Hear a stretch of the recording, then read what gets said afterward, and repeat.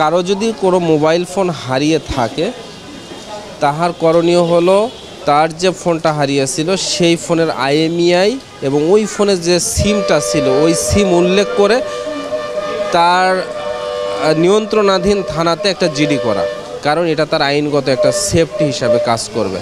কারণ তার ওই হারানো ফোন দিয়ে যদি কখনো কোনো ক্রাইম হয়ে থাকে তাহলে এর জন্য কিন্তু সে অনেকটা দায়ী হবে।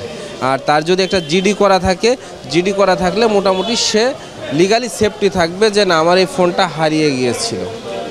এই জন্য আমার পরামর্শ হলো যার ফোনই হারিয়ে যাক সর্বপ্রথম একটা জিডি করা। আমরা অনেকেই অবহেলা করি যে দূর অল্প দামি ফোন হারাইছে তো হারাইছে জাগ্গা, কিন্তু এই ফোনটা দিয়ে বড় ধরনের ক্রাইমও হতে পারে।